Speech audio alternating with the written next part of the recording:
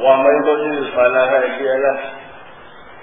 أشهد أن لا إله إلا الله وحده لا شريك له، وأشهد أن محمدا عبده ورسوله. يا أيها الذين آمنوا اتقوا الله حق تقاته ولا تموتن إلا وأنتم مسلمون. يا أيها الناس اتقوا ربكم الذي خلقكم من نفس واحدة وخلق منها زوجها وبث منهما رجالا كثيرا ونساء واتقوا الله الذي تساءلون به والأرحام إن الله كان عليكم رقيبا. يا أيها الذين آمنوا اتقوا الله وقولوا قولا سديدا يصلح لكم أعمالكم ويغفر لكم ذنوبكم، ومن يطع الله ورسوله فقد فاز فوزا عظيما. أما بعد، فإن أصدق الحديث كتاب الله تعالى، وخير الهدي هدي محمد صلى الله عليه وعلى آله وسلم، وشر الأمور محدثاتها وكل محدثة بدعة وكل بدعة ضلالة وكل ضلالة في النار. أعاذني الله وإياكم من النار. Alhamdulillah, kita panjatkan bersyukur kepada Allah Subhanahu wa Ta'ala yang masih memberi kita kesempatan untuk berbagi di majlis ini tambah dengan hadapan Allah. Semoga kemudian seperti ini senantiasa dilimpahkan kepada kita semua. Amin ya rabbal alamin. Alhamdulillah. Pada kesempatan ini akan kita lanjutkan kembali kajian kitab Tajridus Tauhidil Mufid karya Imam Al-Bukhari rahimahullah. Qala rahimahullah, Tauhidur Rububiyyah la budda ma'ahu min tauhidil ilahiyyah. Tauhid rububiyah harus disertai dengan tauhid uluhiyah.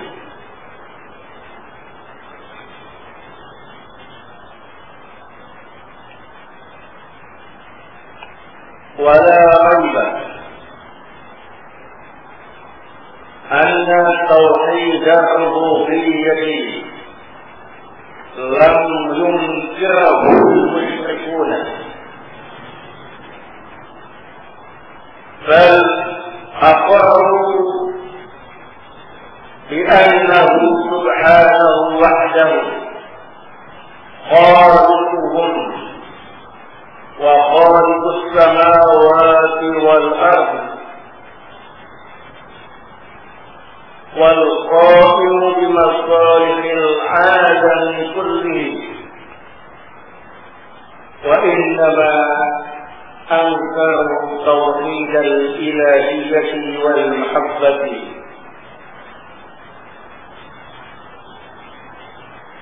في داخل الرجل، فهو توحيد ربوبية tidak diingkari oleh orang-orang zaman jahiliyah. Bahkan mereka mengakui Allah Subhanahu wa Ta'ala adalah Zat yang Maha Tunggal yang menciptakan mereka, menciptakan langit dan bumi, yang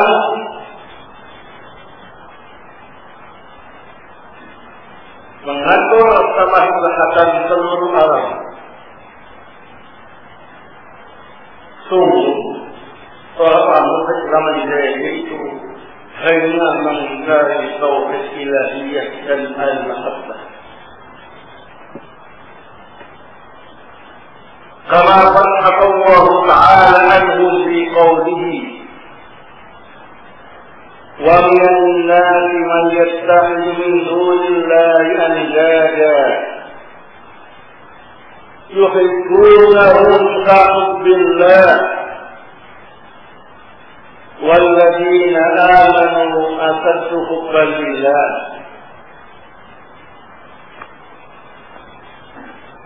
Sungguh Allah Subhanahu wa Ta'ala menceritakan tentang orang-orang musyrik jahiliyah dalam firman-Nya Surat Al-Baqarah ayat 165 yang artinya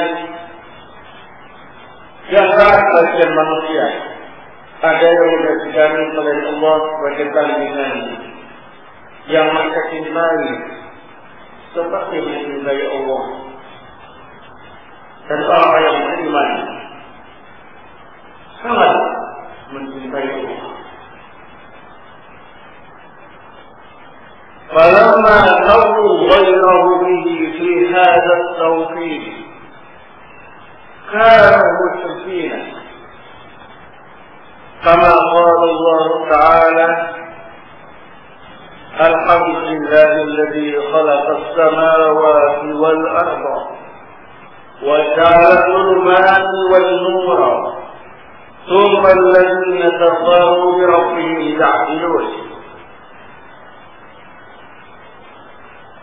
Tatkala orang-orang jahiliyah menyetarakan Allah dengan yang lain dalam masalah tauhid uluhiyah ini, maka mereka disebut musyrik. Bagaimana Allah Ta'ala berfirman dalam surat Al-An'am ayat 1 yang artinya segala puji bagi Allah yang telah menciptakan langit dan bumi, menciptakan kegelapan dari cahaya. Kemudian orang kafir berbalik dari Allah Rabb mereka. وقد علم الله سبحانه وتعالى عباده كيفية مباينة الشرك في توحيد الإلهية، وأنه تعالى حقيق بإخراجه وليا وحكما وربا. فقال تعالى قل أغير الله أتخذ وليا، وقال أغير الله أتخذ حكما، وقال قل أغير الله أبغي الأفضل. Sungguh Allah Subhanahu wa Ta'ala mengajarkan kepada hamba-Nya bagaimana menjelaskan kesyirikan dalam tauhid uluhiyah. Allah Ta'ala adalah zat yang berhak untuk disatukan atau diesakan dalam hal kewalian, hukum atau hakim dan Rabb. Allah Ta'ala berfirman dalam surat Al-An'am ayat 14 yang artinya, katakan, apakah selain Allah aku menjadikan pelindung? Allah juga berfirman dalam surat Al-An'am ayat 14 yang artinya, apakah selain Allah aku mencari hakim? Allah juga berfirman dalam surat Al-An'am ayat 164 yang artinya, katakan, apakah dari Allah aku mencari Rabb? Nah, apa yang disampaikan oleh Imam Al-Muslimin rahimahullah ta'ala pada ujian Allah untuk menjelaskan satu kaidah yang kita yakini bahwa tauhid rububiyah yastalzim tauhid al-uluhiyah, atau dalam bahasa Al-Imam Al-Bukhari, tauhid rububiyah la budda ma'hu min tauhid ilahiyah. Tauhid rububiyah itu mengharuskan orang itu bertauhid uluhiyah. Nah, kemudian beliau menyampaikan beberapa argumen tentang hujjah ini. Yang pertama, orang-orang musyrik pada zaman jahiliyah, mereka mengakui tauhid rububiyah, tetapi mengingkari tauhid uluhiyah, sehingga mereka masih disebut musyrik. Tapi tauhid rububiyah mengharuskan orang untuk bertauhid uluhiyah. Ini argumentasi pertama. Karena orang musyrik zaman jahiliyah itu memiliki tauhid rububiyah, tapi mereka masih disebut musyrik karena belum bertauhid uluhiyah. Ini argumen pertama. Kemudian argumentasi yang kedua,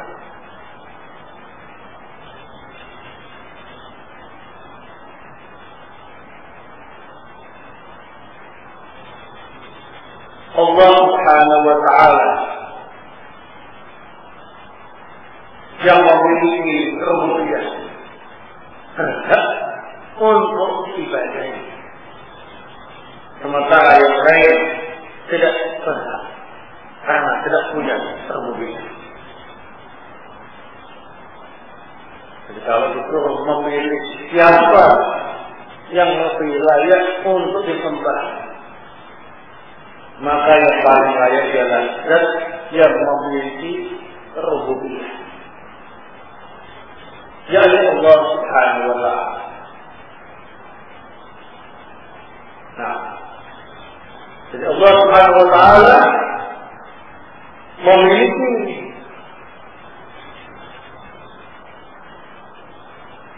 rububiyah, yakni sebagai al-Khaliq yang menciptakan alam semesta, sebagai al-Malik yang memiliki alam semesta, dan sebagai Hakam yang mengatur dan memerintah alam semesta. Maka yang punya sifat-sifat semacam itu adalah yang paling berhak untuk disembah. Artinya, kalau ada orang yang telah mengakui Allah Maha Pencipta, Allah yang menguasai alam semesta, Allah yang mengatur alam semesta, maka sudah semestinya dia menyembah zat yang semacam itu, tidak menyembah yang lain. Itu argumentasi. Kenapa tauhid rububiyah mengharuskan tauhid uluhiyah? Karena orang kalau sudah mengakui Allah yang semacam itu, ya semestinya dia menyembah Allah, bukan menyembah yang lain. Ini ada argumentasi yang disampaikan oleh Imam Al-Bukhari rahimahullah untuk memperkuat hujjah bahwa tauhid rububiyah mengharuskan tauhid uluhiyah. Apa argumentasi yang pertama? Orang-orang musyrik zaman jahiliyah memiliki tauhid rububiyah, tapi mereka tetap dikatakan musyrik karena tidak memiliki tauhid uluhiyah. Berarti tauhid rububiyah mengharuskan tauhid uluhiyah supaya dikatakan muwahhid atau musyrik. Ya. Argumentasi yang kedua,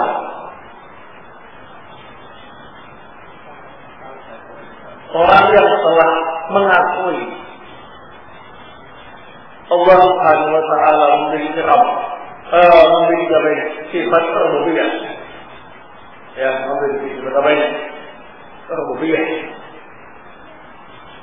semestinya dia memilih Allah sebagai penyembahnya, sebagai apa ini? Allah. Memberi Allah Subhanahu wa Ta'ala sebagai apa ini? Zat yang disembah. Ya.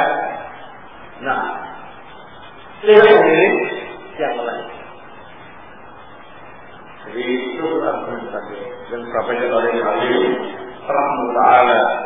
Yang pertama kondisi orang-orang Islam di Indonesia. Yang kedua, karena sifat rububiyah yang Allah miliki itu menyebabkan Allah berhak untuk disembah, bukan yang lain.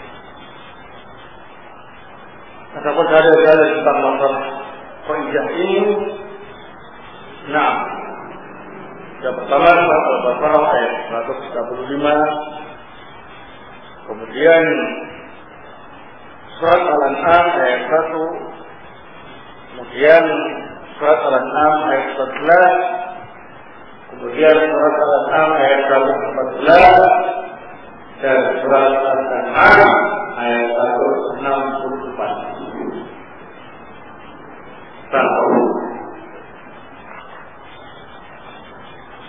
Qala Imam Al-Muqayyi rahimahullah, al-faqih hayya tauhid al-rububiyyah wa tauhid al-uluhiyyah. Perbedaan antara tauhid rububiyah dan tauhid uluhiyah.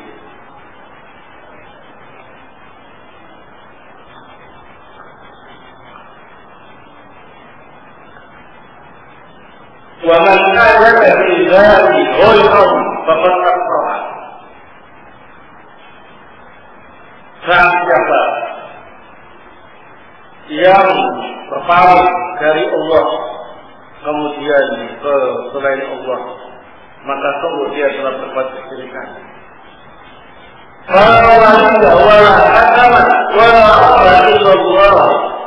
Alladzi man adala fi ghayrihi faqad asqa bi uluhiyyah. Walau wahada rububiyyatahu.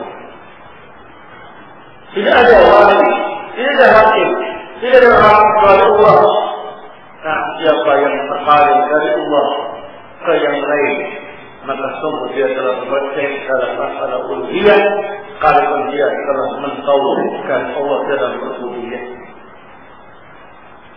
فتوحيد الربوبية والذي اجتمعت فيه الخلائق مؤمنها وكافرها. Tauhid rububiyah itu merupakan keyakinan yang disepakati oleh seluruh makhluk mukmin dan kafir. Tauhid uluhiyah mufarriq bainal mu'minin wal musyrikin. Sedangkan tauhid uluhiyah adalah pembeda jalan antara mukmin dan musyrik. ولهذا كانت كلمة الإسلام لا إله إلا الله. Pada sebab itulah kalimat Islam atau kalimat syahadat adalah la ilaha illallah. Walau qala la ilaha illallah lama ajza'ahu illa al-maqsud.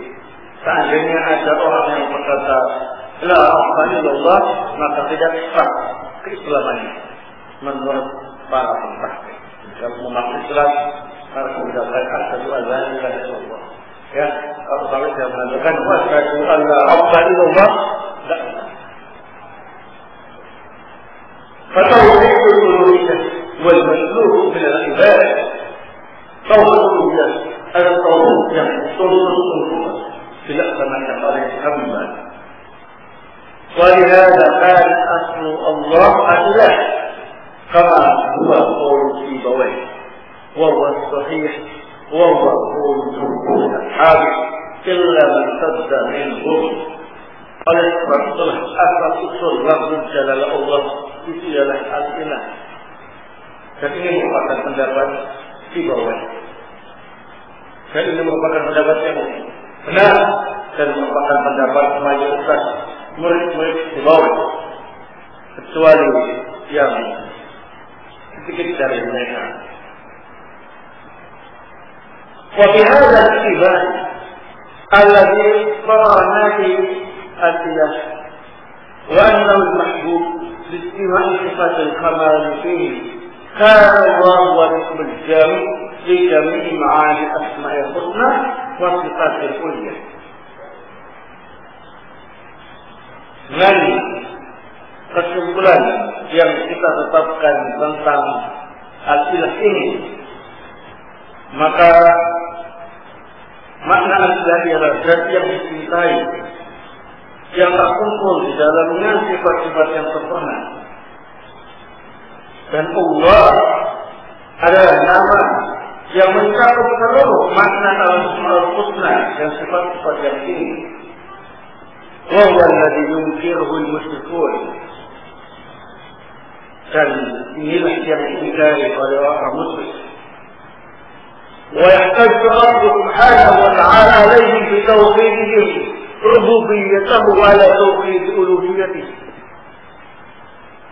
Allah Al-Maha telah memerintah mereka yang hanya bertauhid rububiyah tapi meninggalkan tauhid uluhiyah. Kama qala Allah Ta'ala, "Qul alhamdulillah wa salamun ala ibadihi alladhina istafa. Allahu khayrun amma yushrikun. Amma khalaqas samawati wal arda وأنزل لكم من السماء ماء فأنبتنا به حدائق ذات بهجة ما كان لكم أن تنبتوا شجرها أإله مع الله بل هم قوم يعقلون." Bagaimana firman Allah Ta'ala dalam surat An-Naml ayat 59 sampai 60 yang artinya, katakanlah segala puji bagi Allah, salam sejahtera untuk hamba-hamba Allah yang Allah pilih. Apakah Allah lebih baik? Atau apa yang mereka takutkan? Siapa yang menciptakan langit dan bumi, yang menurunkan sebagian air hujan dari langit, kemudian kami tumpukan dengan air itu kebun-kebun yang mengisi pohon-pohon yang lebat. Kalian tidak mampu menumpukan pohon-pohon. Apakah ada ilah selain Allah? Bahkan mereka adalah orang-orang yang terpaling dari Allah. Wa kullama dzakara ta'ala min ayatihi jumlatan min al-jumal qala uqbaha a'ilahun ma'allah fa'adana subhanahu wa ta'ala bidhalika أن المشركين إنما كانوا يتوقفون في إثبات توحيد الإلهية لا ربوبية، ألا أن منهم من أشرك في الربوبية كما يأتي بعد ذلك إن شاء الله تعالى. Allah Ta'ala menyebutkan tanda kekuasaannya secara global yang merupakan bukti rububiyahnya. Maka setelah itu Allah kemudian menyatakan Allahumma Allah. Apakah ada kebenaran dari Allah? Di sini Allah Subhanahu wa Ta'ala menjelaskan bahwa orang musyrik itu tidak mau bersikap yang tegas tentang tauhid uluhiyah. Bukan dalam masalah rububiyah. Walaupun sebagian mereka ada yang bisa berpikir dalam masalah rububiyah, sebagaimana yang akan dijelaskan nanti insyaallah ta'ala. Wa bil jumlah bahwa ta'ala yahtaju ala munzir al-ilahiyyah fi isbati al-rububiyyah wa yatrukuhum mu'akkirina la yuqbaruna wa la yunhawun wa la yusabuna wa la yu'aqabun.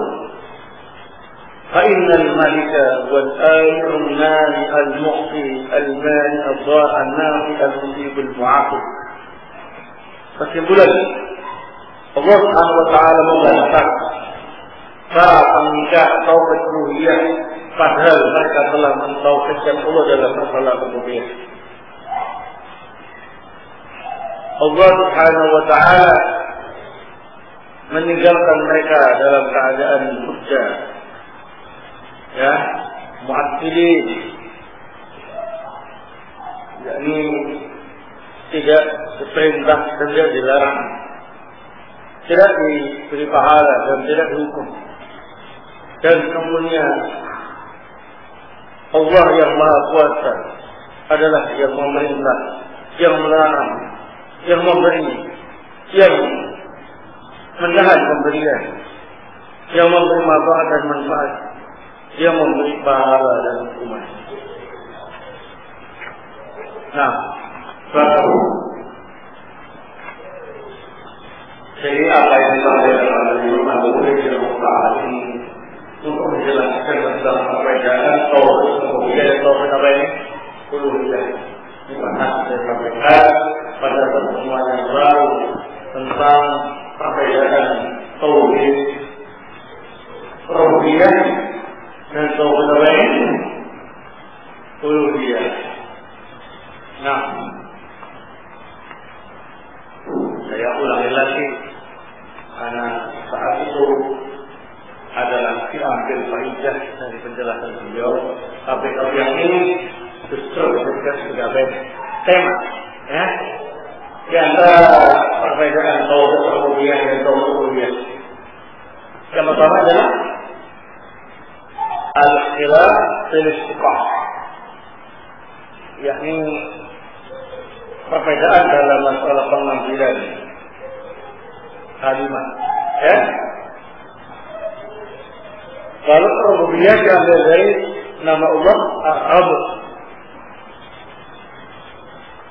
kalau uluhiyah diambil dari nama Allah Al-Ilah, ya. Nah, itu kita pengambilan istilah. Nah, sama.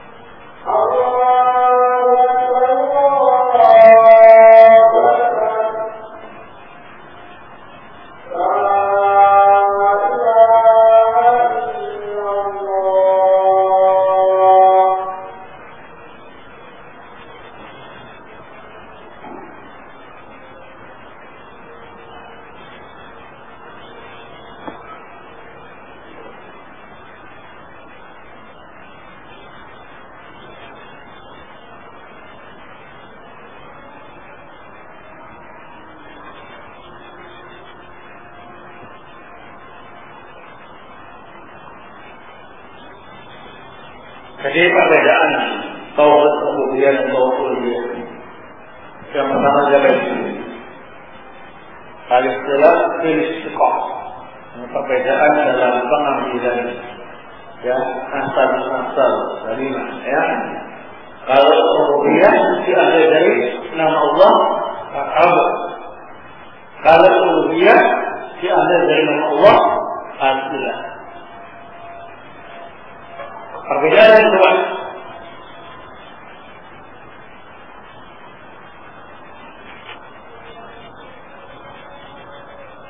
Kalau tauhid rububiyah ini berkaitan dengan al-umur al-kauniyah. Ini urusan-urusan alam semesta. Dia mencipta, ya, memberi rezeki, menghidupkan, mematikan, ya. Kalau tauhid uluhiyah berkaitan dengan al-umur al-syar'iyah, urusan-urusan syariat. Seperti perintah, larangan, ya, mana yang wajib, mana yang haram, ya. Kemudian kalau tauhid rububiyah diakui oleh orang-orang musyrik,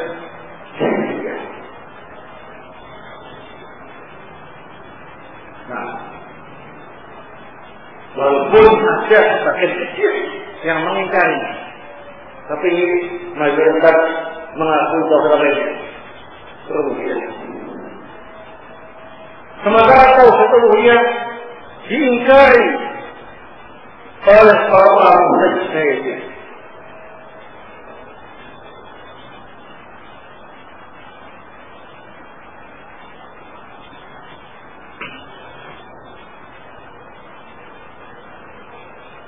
Kemudian yang keempat, kalau tauhid rububiyah itu berkaitan dengan keilmuan, pengenalan kita pada Sang Pencipta. Allah yang mencipta, yang ciptaan Allah begini, ya. Allah yang memberi rezeki Allah melimpah seperti ini. Allah yang mengatur agar Allah seperti ini, ya. Tapi kalau tauhid uluhiyah berkaitan dengan masalah ini, amaliyah, ya, amalan, sholat untuk Allah, menyembelih kurban untuk Allah, berdoa pada Allah, ya. Nah, yang kedua, tauhid rububiyah mengharuskan tauhid uluhiyah. Sedangkan tauhid uluhiyah sudah mengandung tauhid rububiyah. Tauhid rububiyah mengharuskan untuk tauhid uluhiyah. Sedangkan tauhid uluhiyah sudah bersatu tauhid rububiyah. Yang keenam, tauhid rububiyah tidak menyebabkan orang masuk Islam. Sedangkan tauhid uluhiyah adalah kunci masuk Islam. Oleh sebab itu dapat dijelaskan bahwa menurut para ulama peneliti bahwa kalau ada orang yang kafir masuk Islam, kemudian syahadatnya al-hadu apa ini? Allah Azza illallah, maka dia sah Islam. Harus asyhadu an la ilaha illallah.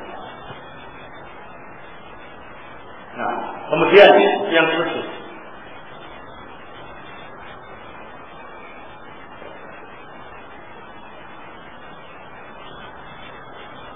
tauhid rububiyah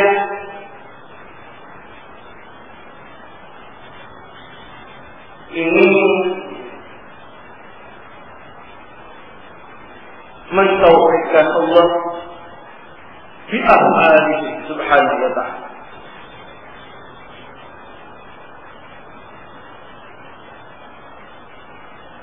mentauhidkan perbuatan kepada Allah untuk Allah. Ya Allah yang Maha Mencipta, hanya Allah saja yang mencipta. Allah yang mengatur, hanya Allah saja yang mengatur. Mentauhidkan perbuatan kepada Allah untuk Allah. Kalau tauhid uluhiyah, ya apa ini? Tauhidullah di af'al ibadah, yakni mentauhidkan Allah dengan perbuatan hambanya. Artinya hambanya yang beramal, yang berbuat untuk mentauhidkan Allah. Sholat untuk Allah, zakat untuk Allah, haji untuk Allah, puasa untuk Allah, cinta untuk Allah, ya. Nah, ini perbedaan antara tauhid rububiyah dan tauhid uluhiyah. Kemudian di antara faedah yang bisa kita ambil dari penjelasan Al-Imam Al-Muqri rahimahullah tentang masalah perbedaan antara tauhid rububiyah dan tauhid uluhiyah. Di antaranya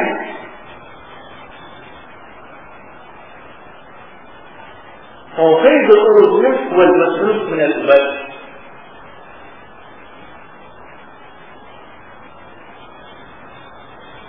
Tauhid uluhiyah adalah tauhid yang diperintahkan untuk hamba-hamba.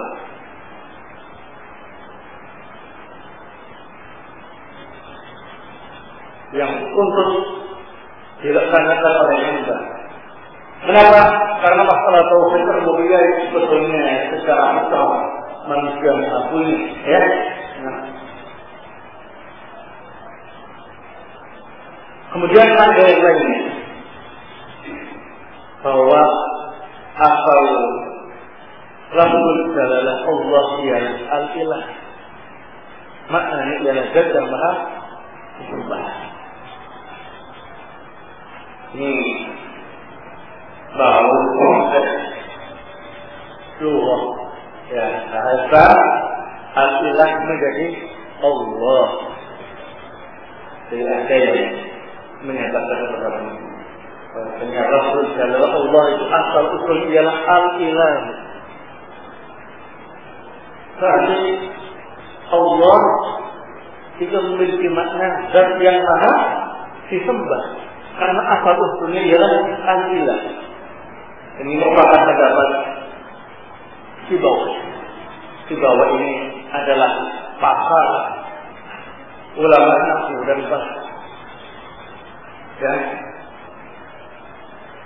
Dan ucapan beliau hujjah billah menjadi hujjah dalam masalah ini, ya, seperti itu. Nah,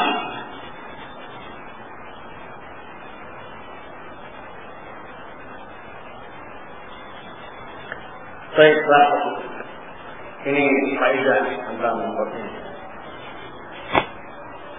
Selanjutnya, Rabbu wal Malik wal Ilah.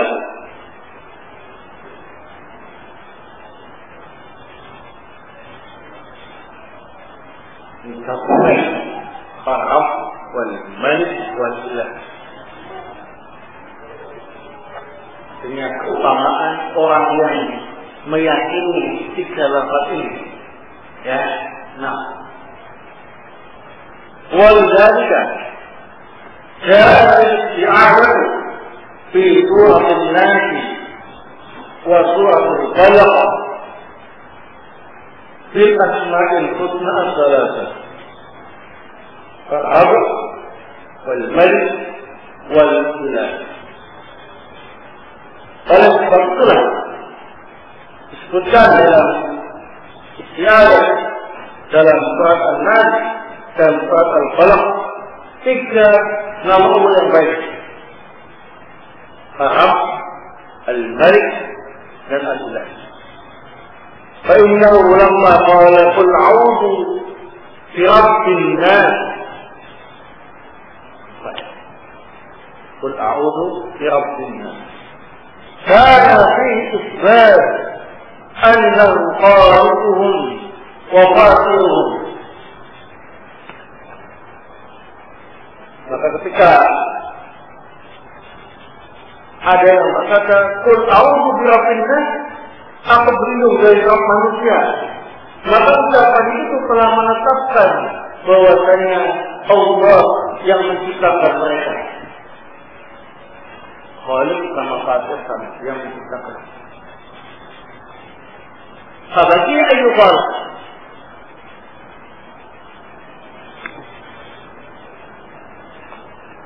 Lima khalaqahum. Hal kallaqahum wa amarahum wa nahahum. Maka orang yang telah mengucapkan Qul a'udzu birabbin nas, yang kalau para maknanya berarti dia meyakini Allah sebagai penciptanya, ya, maka dikatakan kepadanya, kenapa Allah menciptakan makhluk? Apakah Allah memberi mereka tugas, memerintah dan melarang? Qila nah, pasti orang itu akan mengatakan iya. Fajaa Halulina, kemudian disebutkan dalam ayatnya yang menghargai manusia.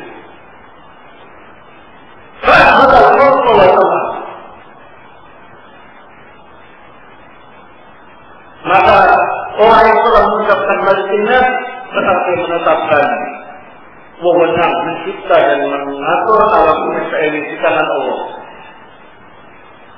A'ilahul lahul khalq wal amr. Apa ada sembahan yang lain yang bisa mencipta dan mengatur alam semesta ini?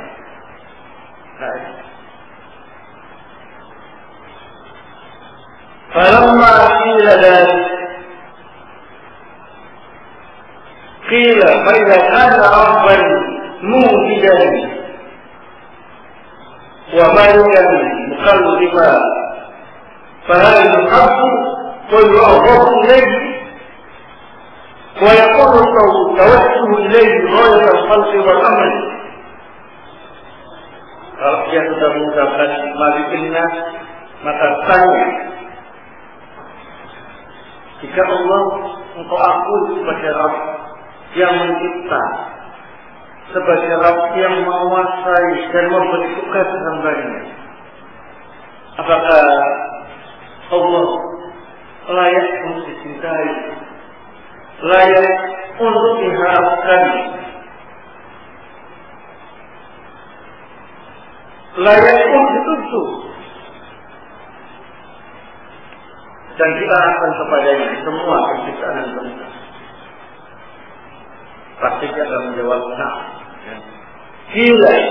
Kemudian dia membaca ilahin nas ay ma'luhum wa mahluhum alladhi la yatawajjahu al-abd al-makhluq al-mukallam al-'alam illa lahu.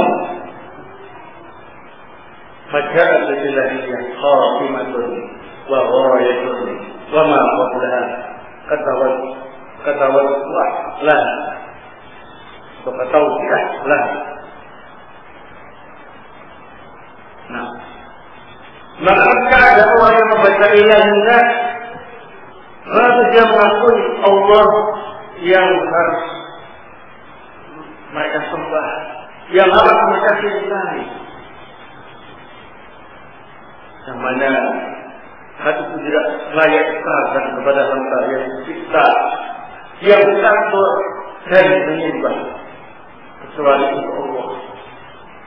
Maka dalam ayat ini uluhiyah Allah diletakkan di akhirat dan sebagai tujuan. Adapun yang sebelumnya adalah sebagai muqaddimah praktek. Maksud tema yang disampaikan oleh Mu'allim dan Al-Imam Al-Mu'allim ialah tentang kandungan tiga nama Allah Subhanahu wa taala, Rabb wal Malik wa Ilah dalam surat Al-Nas, An-Nas dan surat Al-Falaq. Surat Al-Nas, Qul a'udzu birabbin nas, malikin nas, ilahin nas. Pertama, rabbin nas. Yang kedua, malikin nas, al-malik. Yang ketiga, ilahin nas. Menunjukkan bahwasanya tauhid rububiyah itu sebagai mukadimah. Tauhid uluhiyah sebagai tujuan utamanya. Karena diletakkan di akhir ring surat tadi. Nah, baru.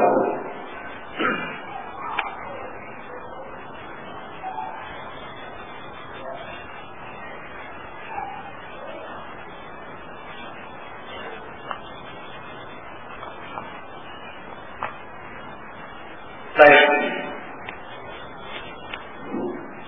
Kalau jemaah orang kedua,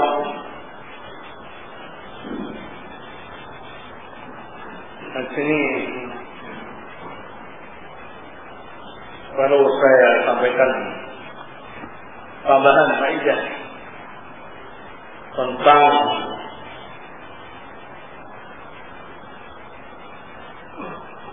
makna la ilaha illallah yang merupakan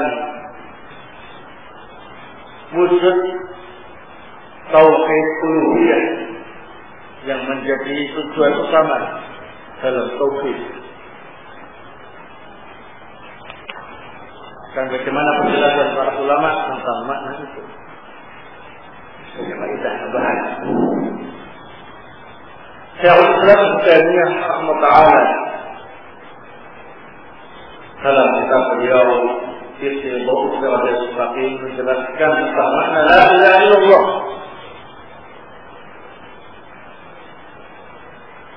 Al-ilah wal ma'luf wal ma'luf walladhi yastahiqu ayyu badal. Al-ilah dalam lafaz la ilaha illallah adalah zat yang berhak untuk disembah. Berarti la ilaha illallah la makhluk yastahiqu an yu'bad illallah. Tidak ada yang berhak disembah kecuali Allah. Al-Imam Al-Qurtubi dalam tafsirnya juga menjelaskan tentang makna la ilaha illallah. La ilaha illallah ay la ma'budu illallah. Tidak ada yang disembah kecuali Allah.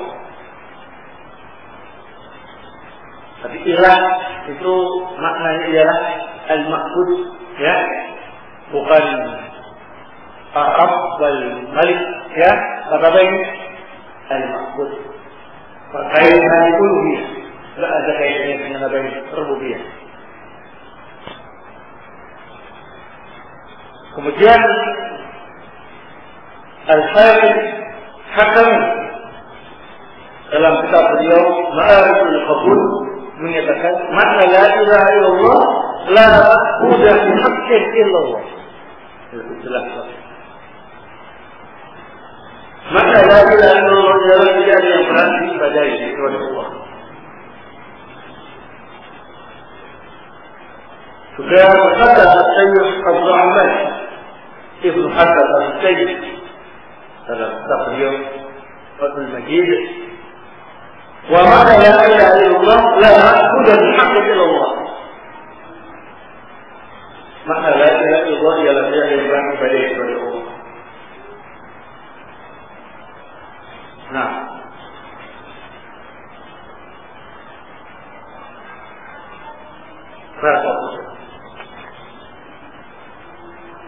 kemudian dalil tentang masalah makna la ilaha illallah ini ialah surat Al-Hajj ayat 62. Dzalika bi anna Allah wal haqq wa anna ma yad'una min dunihi wal batil. Yang dia itu bahwa Allah adalah zat yang berhak disembah dan bahwa sesungguhnya apa yang disembah oleh Allah adalah sembahan yang batil. Juga dalam surah Muhammad ayat 19, Fa'lam annahu la ilaha illallah. Tahulah bahwasanya hebat maksud Allah Subhanahu wa taala. Nah, ini tentang makna la ilaha illallah. Kemudian faedah berikutnya yang perlu saya sampaikan di sini adalah tentang ikraf la ilaha illallah. Ini perlu disampaikan supaya nanti kalau ada orang yang menjadikan kaidah punya untuk menghalalkan minta-minta kepada Allah, ya, dengan alasan dalam la ilaha illallah tidak ada larang masalah itu, ya.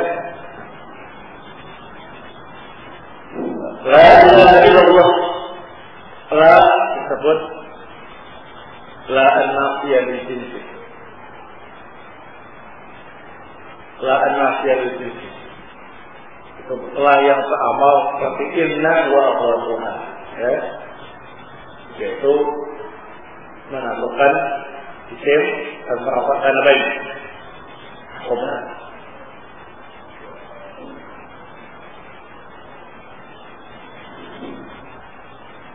Ilah ini isimnya la an-nafiyah lil jinsi.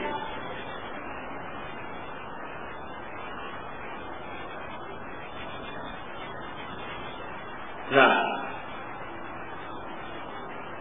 khobarnya mahdhuf, takdirul haq, ya, khobarnya dibuang, takdirnya haqqun, ini la ilaha haqqun. Nah, illa sebut pada istisna. Allah ini dibaca dhammah, ya, Allah. Nah, badal dari lafaz aslah, ya. Tapi maknanya la ilaha haqqun illallah, jelas menafikan seluruh jenis sesembahan yang berhak disembah illallah kecuali Allah.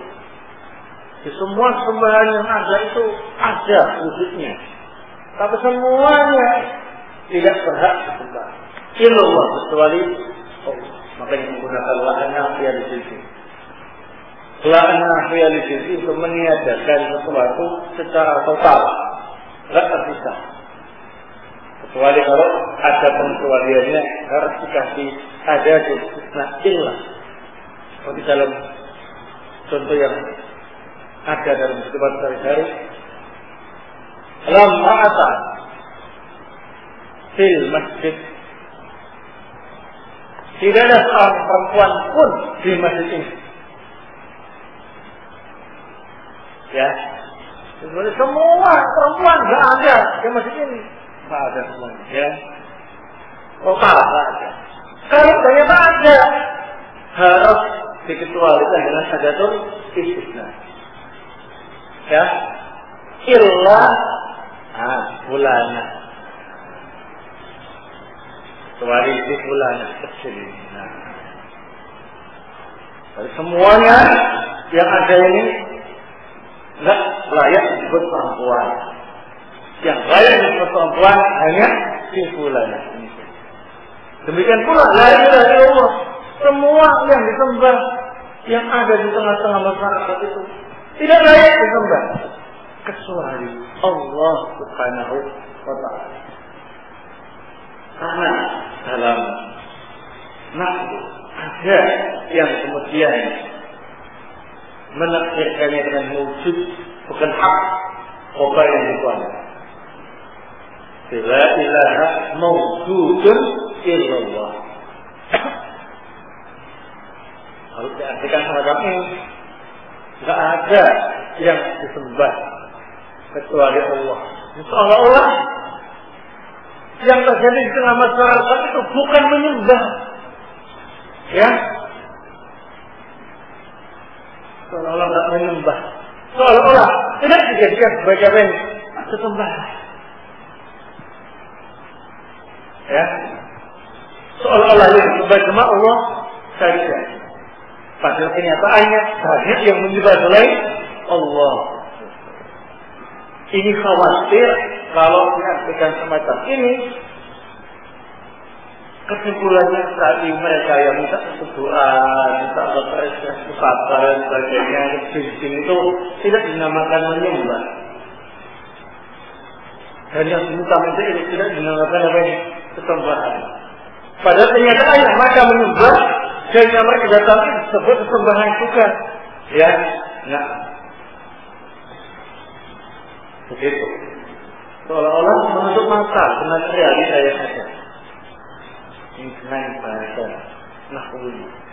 La ilaha illallah ma'budah mawjud illallah. Ini salah. Yang benar la ma'budah haqqun illallah. Ini semuanya memang hanya yang menyembah dari Allah. Yang menyembah dari Allah memang banyak, tapi semuanya itu tidak benar, tidak berhak, tidak layak. Yang lain hanya Allah Subhanahu wa Ta'ala. Sehingga kesimpulannya menilai bahwa apa yang mereka lakukan kepada selain Allah itu menyembah, dan apa yang mereka datang itu juga disebut kesembahan. Tapi semuanya batil dari yang berhak disembah dan yang benar ialah Allah Subhanahu wa Ta'ala. Tapi kalau dimaknai la ma'budah mawjud illallah, berarti apa yang mereka lakukan bukan menyembah. Apa yang datang dari mereka bukan sembahan, karena tidak ada sembahan selain Allah saja. Ya, ini maknanya sampai semacam itu. Tidak ada apa-apa.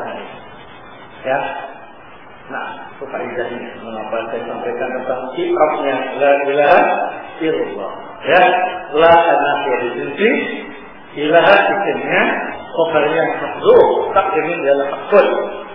Illa ada istisna Allahu qadar. Nah, namanya qadar tak dari kul. Ya, mubtal minhunya adalah al-ilah. Memang dalam pembahasan tarikat itu harus membawa semua alat-alatnya ya. Nah, di antara alatnya ialah ilmu nahwu tersebut. Ya. Nah, hukum ini yang bisa saya sampaikan. Semoga pertemuan kita yang singkat ini berfaedah dan bermanfaat.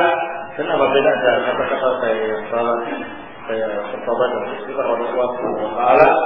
Saya coba merupakan tetap kepikiran dan kejujuran dari saya pribadi, karena orang ilmu yang ada pada saya dan kemudian bersyukur. Wassalamualaikum warahmatullahi wabarakatuh. Wa ala alihi wa sahbihi wa sallam. Walhamdulillah.